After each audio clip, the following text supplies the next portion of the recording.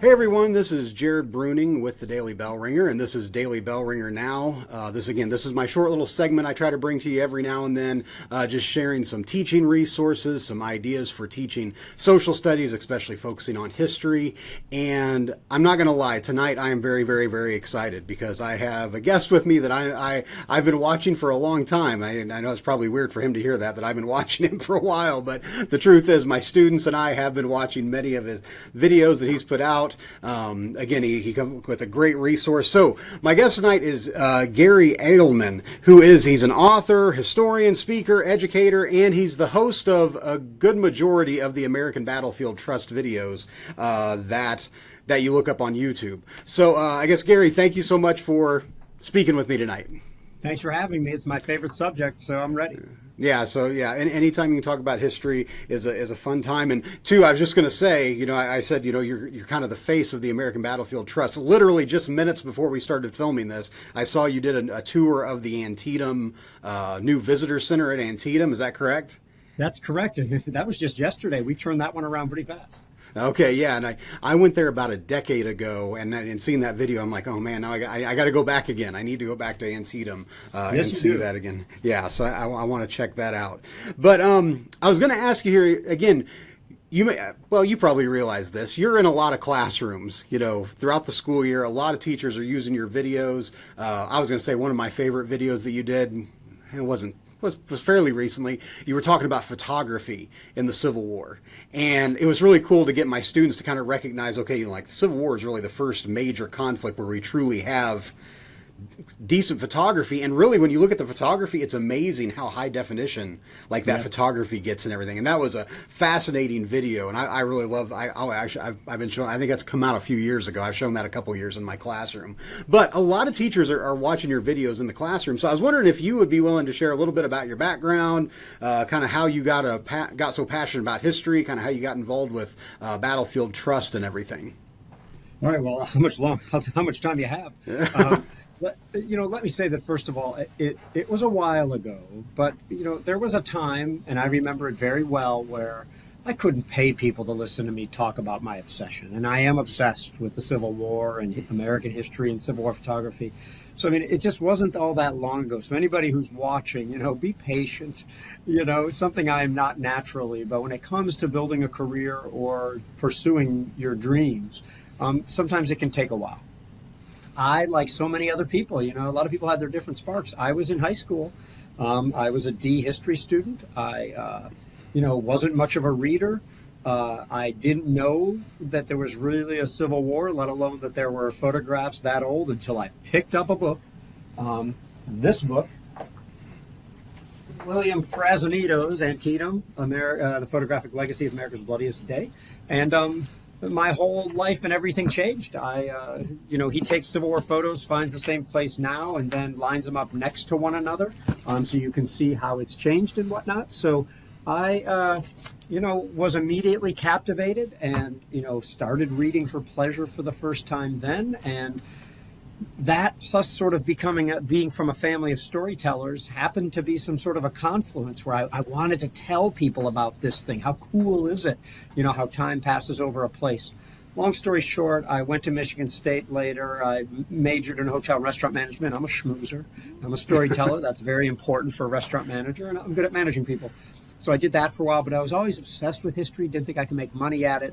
Long story short, got a good job managing restaurants in Chicago, moved to Gettysburg without a job in 1992 while I studied to become a licensed battlefield guide, opened a restaurant there, became a guide, starting writing books and speaking to Civil War roundtables. And then things really start to happen, right? You have a book and presentations and a guiding thing, and they all reinforce each other. So I started sort of getting known for talking about this stuff. And around then, people started not hating hearing me talk about history. I used to, you learn these lessons early on. You learn them in the classroom, right? You don't want to kill people with it. You don't want to kill your students with it. You want to tantalize them. You want to inspire them. So I learned how to summarize. I learned to go to the most interesting things. I learned how to anticipate people's questions, before they asked them. And then finally, eventually, I sold my restaurant to the local Gettysburg college, went back to graduate school while I worked there, and then went to work for a Civil War publisher, and I've never worked in restaurants again. I eventually, real quick, worked there for a few years and then got a full-time job doing real deal paid history at a place called History Associates that I did for 8 years, during which I started doing contract work for the then Civil War Preservation Trust, later the Civil War Trust and the American Battlefield Trust, where I've worked now as chief historian. I've worked there for 13 years, you know, even though I was a contractor for 6 before that. Yeah, I still catch myself every now and then. I'll be telling the students, like, okay, you need to go look at this, and I'll say, go to Civil War Trust. And I always catch my, oh, no, wait, it's not Civil War Trust. It's American Battlefield Trust. I always get mixed up there. But yeah, that's one thing I was going to say about your videos that I just love, is that your enthusiasm about the history just comes through so much in the videos. And I think that's a great lesson for teachers, is it's like, you know, if you can show that enthusiasm, and I know sometimes, you know, we might be talking about, like, I don't know, King Philip's War or something like that, and it'd be like, well, I don't know if I really, you know, that into it. But if you can, you know, show that enthusiasm, students just latch onto that, and it really makes the history come alive. Yeah, you know, a lot of people, I think some percentage of people think that that's my video persona until they meet me, and then I get this at least a couple times a year. Oh, you're actually like this. You know, I can be a lot to hang around with, like, you know, because I'm always like this, you know, always worked up and ready to go. But I don't know why. I mean, it's not like my entire family is gushing with enthusiasm and passion the way that people tell me I am. For some reason, I've just got this thing where I can let it all out. And by the way, I couldn't do that on video. It took me a solid decade to get good at really being comfortable being that way on video. So anybody also looking to do that, it doesn't come naturally to most people, and it didn't to me either. Well, you do a great job with your videos. I love the video. Whenever your videos come out, I always check them out. For what it's worth, you know, I get all the credit for it. You know, a lot of the hardest work is done behind the camera, after the least sexy work of post-production and everything. You know, it is a lot of work. Yeah, yeah. Well, I guess I was going to ask you a few questions here, because I know that, you know, you've traveled to so many different historic sites, and I was curious, and again, I know I probably already know the answer to this, but I'm going to ask you anyway.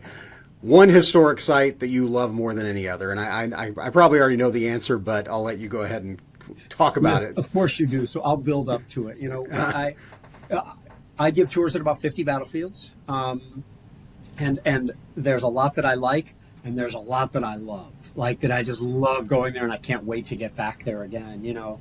And you might think of those around Franklin and Nashville, Tennessee. You might think those are in the Atlanta campaign, the Fredericksburg and Spotsylvania stuff, the Richmond stuff, Perryville, Kentucky, you know, I adore. And there's a lot of other places like this. But as I get closer to home, I live in Maryland, you know, you start getting toward the Manassas of the world, then the Antietam of the world.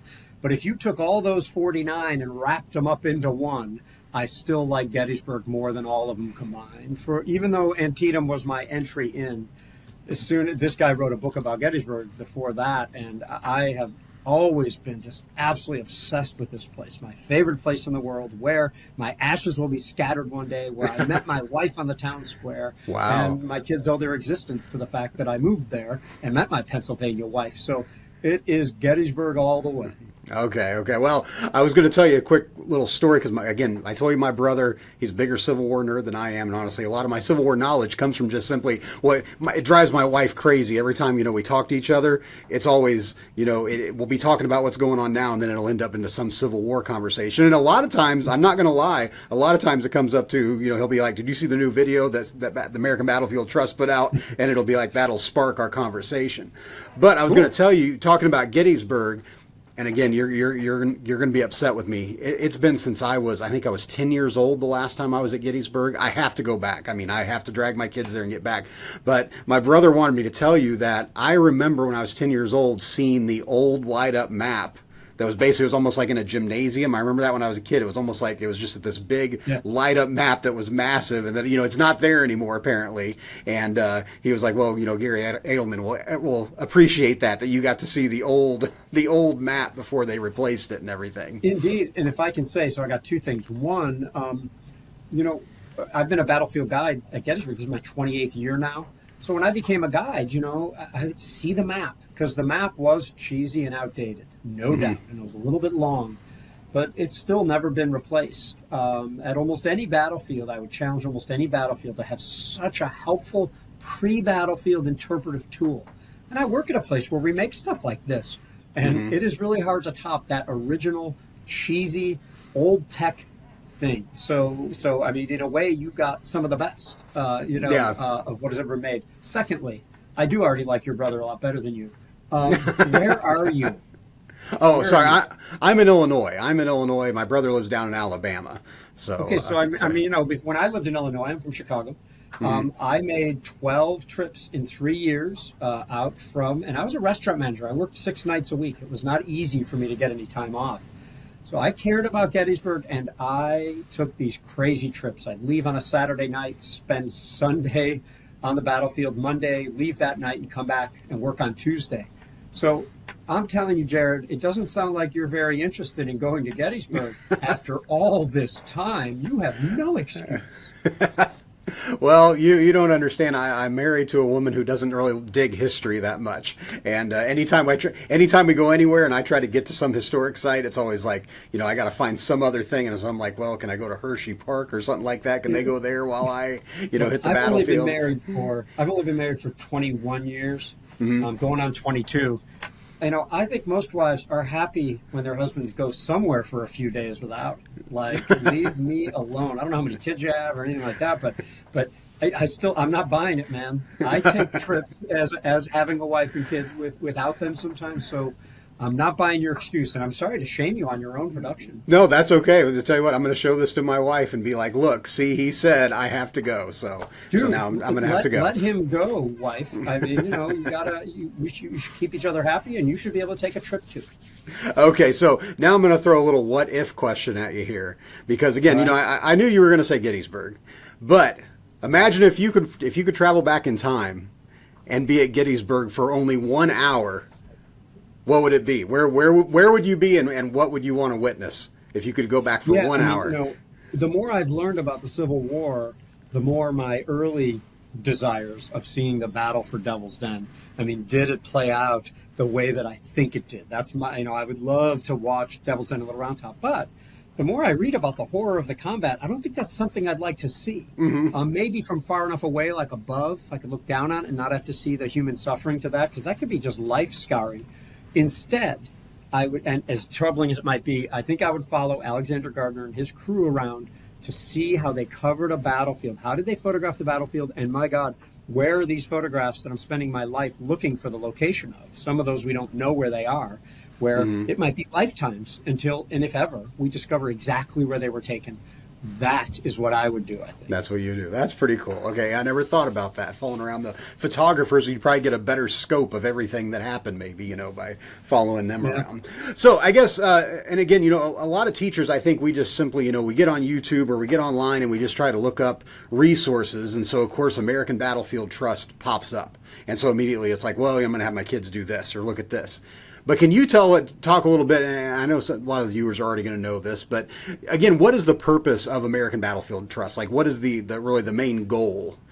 Yeah, well, we have 3 pillars. We preserve, educate, and inspire. The things we preserve are battlefield land, and I don't mean camps, hospitals, prisons, and marching sites, all of which are important, but we preserve the land where soldiers fought, so that 200 years from now, people can understand, where the ultimate decisions of independence, emancipation, and other things were actually made. So we preserve the lands of the American Revolution, the War of 1812, and the Civil War. We educate the public about what happened at these battlefields and why it matters. And then we try to inspire people to, pass on their knowledge and their passion to the next generation, so that our democracy and our memory isn't completely lost. That's basically what we do. And I started, like I said, about 13 years ago.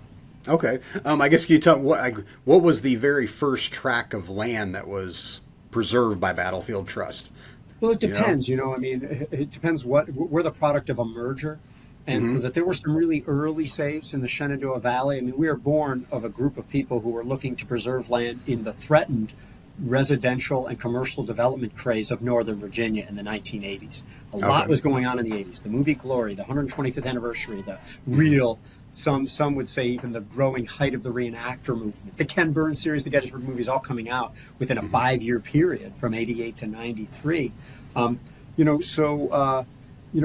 These guys were really Northern Virginia focused. So places like Port Republic and Cross Keys, a little bit of Fredericksburg, these are some of those early areas. But even before the Trust was around, there were these local fights usually centering around Manassas.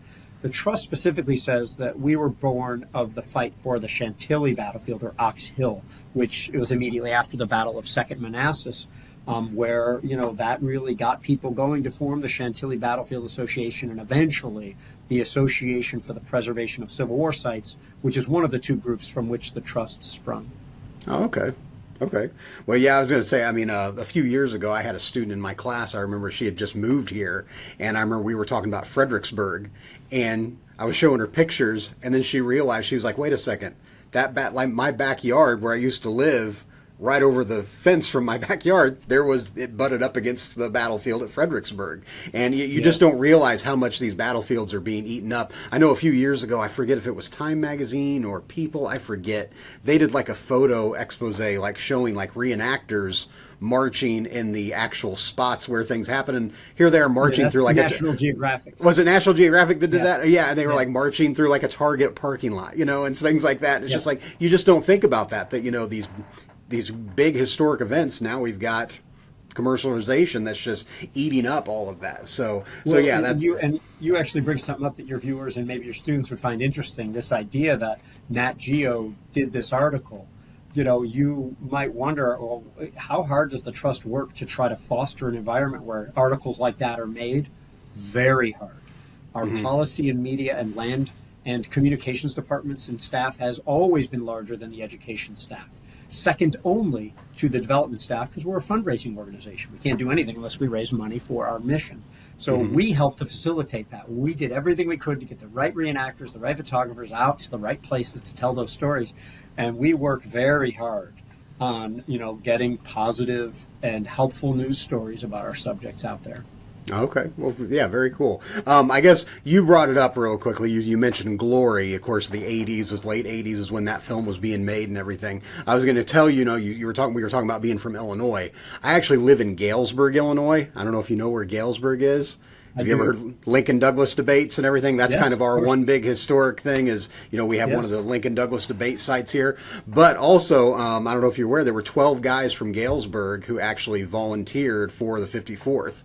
I didn't know. That's great. And there's actually 2 members of the 54th that are buried here in Galesburg. So I think that's great. I hope that's the type of thing you can do with your students. Because the local history, it's something to which people can relate. And that doesn't have to be with their own lineage. I don't have any Civil War ancestors. All my grandparents moved here around 1900. I have no hope, of a direct lineage. But man, when you can bring it to your town, your area, or a subject matter, I'm sure you already do that in the classroom.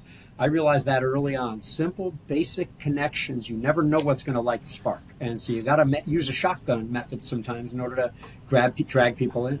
Yeah, exactly. You got to kind of make them see that this history was happening where we're at, whether or not, I don't live near a major battlefield here, but there were still guys from our area traveling down to Vicksburg, and things like that. So you kind of have to bring it home for them. But I was going to ask you real quick.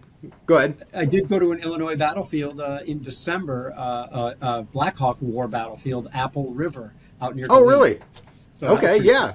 Yeah. Did you go to Grant's house up there and everything? Of course I did, sir. Okay. Yeah. So I always get a kick out of that because they make such a big deal in Galena, like, oh, he's got his house here.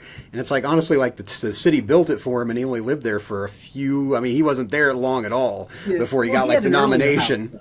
House, he had an earlier house though too.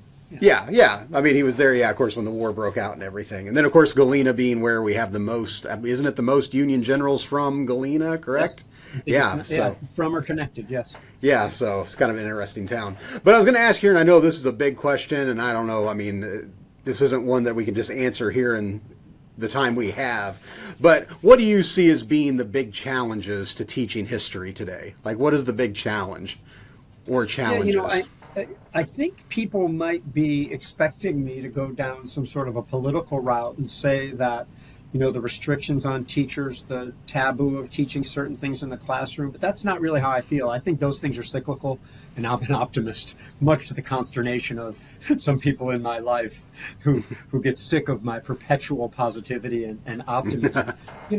I do really think, though, that, even though I know that this idea that kids today, don't know history and people 50 years ago did, it's just not true. Every study we have says that people have always been a little bit illiterate about history. But, I do worry, and I will perpetually worry, is how do you get people with such short attention spans, which, more young people seem to than when I was young. I'm cognizant of sounding like the old person when I was little, but attention spans do seem difficult or small.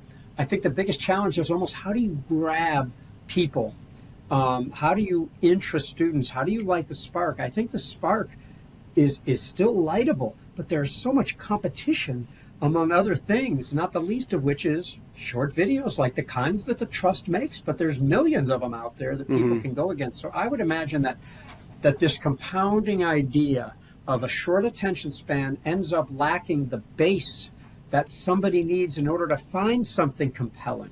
How do you, you can't just say, wow, this is the first time that happened, if they don't understand why that's significant. So I think the landing platform is my biggest concern, is how can we keep the base of knowledge, thick enough or deep enough so that we can, as educators, I'm not a teacher, but I do consider myself, as you introduced me, an educator, so that we as educators can light those sparks and have those moments to drag the past forward, so they are not just seen as colorless abstractions, in books. That wasn't very articulate, and you're right, that is a hard thing to summarize, but that's where I am. But one thing I love that the Battlefield Trust does with your videos is that, for me, my videos, I have my little man cave studio that I make my little videos in and everything, but you always go out on location and show the students, like, this is where it happened, this is what it looks like, and I think that makes a little bit more of a connection with students, or, if you can have something tangible for them to hold on to. Like, for instance, I have some bullets from Antietam that I have in my room that I pass around, and that's just like something that kind of like sparks their interest when they can actually hold something tangible and realize, like, oh, here's some real history in my hands that I'm holding, and I feel like that I think that might be maybe a way to get their interest. I don't know. I don't have the answer either, and I'm in the classroom and I'm battling it every day, the short attention spans and everything. But again, having enthusiasm, having maybe tangible things for them to look at and tangible things to hold, that might be what we need. Yeah, and I think, if I may, you didn't ask me specifically this, but when I started at the Trust, I'd already been a battlefield guide for 16 years, 15 years, and one thing I realized is that people needed the most basic of information, okay, and people needed to be led to the water. Okay, when we leave our homes, we all become idiots to some extent, and you can't even imagine the things that I hear on tours, because we all lose our minds to some extent. And, right away, I started thinking, what short, basic, and compelling things could we make? Okay, the Trust had been 99% land and 1% education, maybe 2% education when I arrived, but in hiring me, then suddenly we had like a department. We had two of us just focusing on education. And, the web was coming up. We were starting to raise money on the web. So we started thinking both, how do we reach teachers? Because we didn't try to reach students directly at that time. We were trying to reach teachers using teachers as the multiplier. Every teacher teaching something, that's 30 kids in that one class or so, getting into that. So right away we started focusing on, how to help teachers. And right away we realized we interviewed and polled teachers all the time. We still do it every day through our programs. They apply for a field trip. They, want to get our emails. We ask them questions, and we knew they wanted everything together. And at the time, these were lessons, right? So we would give them the lesson, the worksheet, the rubric, the test, the evaluation, everything they needed. So it's 9 p.m. the night before you have to teach it. Here's everything you need. Of course, we did that for a while, and then I started saying, well, we've done enough for teachers for a while. Let's focus on what I would call, the more mass public, adult education. So we made these 4-minute videos. Lo and behold, teachers used them more than anybody. And we just had no idea that teachers were on their own starting to abandon or work away from the curriculum, so to speak. I don't mean the state curriculum. I mean the curriculum that they might have purchased or used with the test, the evaluation, the quiz, everything like that, and going into showing a video at the beginning of class. Kids are used to that. Show them a video and let's talk about it. And we have doubled down on that, and now we are populating our teacher lessons, we have been for some time, that are to make them video based. I would imagine you've seen that change. You've already mentioned this a lot. And increasingly, one thing that's changed my life, I mean, by the way, anybody watching who wants to be like a video personality, hang on to your hat, because most of it's excellent. But man, it can be a hassle sometimes. You know, at Antietam yesterday, like at least 8 people. You know, there's the nice to meet you, oh, I know you, or they don't want to come up to you. Like, I'm like a normal person. Except now people see my videos, and so suddenly it's different. You have to take selfies and everything like that. So I find myself at our Teacher Institute recording quick videos with teachers for their students, because the students know me. It's a really interesting world. And if this gets students interested, oh my God, I'm all in. Well, I hate to say it, maybe after this video is over, I might ask you to do a quick shout out for my own class, because of course, they see plenty of you. Those Civil War in 4 minutes, those are great. Those are those are some of my big go-tos and everything. I do want to finish my thought real quick, just as a thing, because, you know, a lot of people see video people and, you know, see video people here. Some of them make money and things like that. I'm doing my stuff for a mission, but nobody is everybody's cup of tea.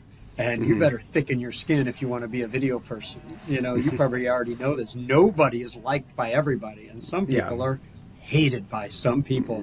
And, you know, I certainly get it. So thicken your skin if anybody listening wants to get into this business. It's great. Yeah. Get ready.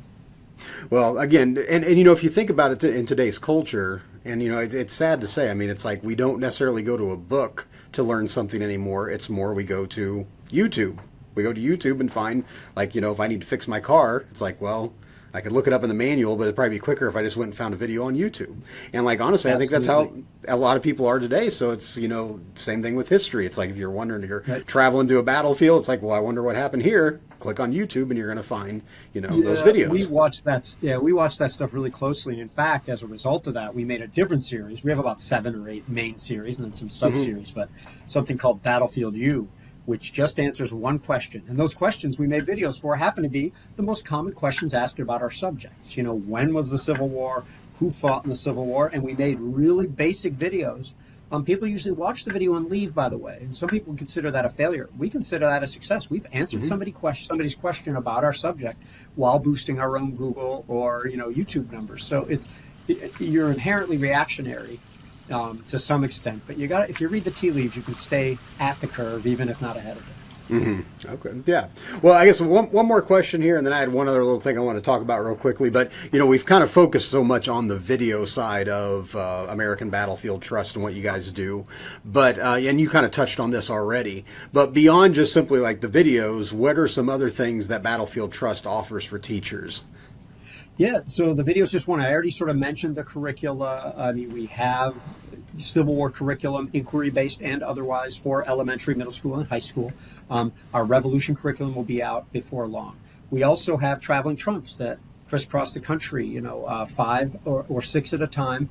You know, we have an unmeetable demand. As we've added trunks, they only, you know, fill up. They're free teachers to use that have, you know, Civil War stuff in them, you know, some clothing items, some, you know, lessons, some 3D photography, the sewing kit and other things like that, and activities that work into a lesson as well. Our Revolution trunks have just launched, and they are starting to move out around the country for this school year already, as a matter of fact. We have a field trip fund, field trip grant program, where since 2016, we've sent 40,000 students to battlefield sites, battlefields and other historic sites, where we provide that extra cushion, where field trip funding, which is shrinking, to maybe push a teacher or a classroom over the top where they can afford that field trip to, you know, Saratoga, Antietam, Olustee, or, you know, somewhere further out west, like Civil War camps, even Fort Tejon out in California, or Camp Floyd in Utah.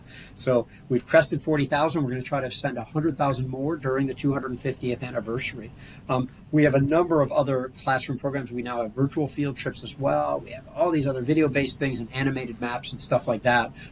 And then what we offer is, you know, I think for our subjects, we have a more extensive website than anybody else. We have about 8,000 web pages that are articles, primary sources, biographies, and things like that. And yes, we have a page that tells people how to cite us that no student has ever found. So we get questions all the time, people asking us how to cite, even though we put it on the page saying how to cite the American Battlefield Trust. And teachers say, you got to get this author, we put it all in there. But that's been really hard to get teachers and students to see that page, even though we put it everywhere. Huh. Well, yeah, I was going to say your website is second to none, because I mean, when each year my eighth graders have to do a Civil War project and they have to write a paper and everything, and I pretty much tell them, go to American Battlefield Trust. You're going to find basically everything you need for your, I always make them find a couple books, just because I'm like, you guys still got to do a couple books, but you can cite a couple websites, and I'm always like, just go to this website. It's going to have everything you need right there. So, but then too, I don't know if you were involved with this or not, and unfortunately I was out of town when this was going on. There was you had a virtual professional development for teachers as well, didn't you, this summer? I believe. Yes. So we have, I referenced it briefly, we have a Teacher Institute. We've been holding it since 2001. And with the exception of COVID, we've held it every year. And sometimes we've held multiple in a year. We also have a virtual Teacher Institute. So this year, 160 educators joined us in Baltimore. We have speakers, workshops, and tours, and most importantly, maybe networking.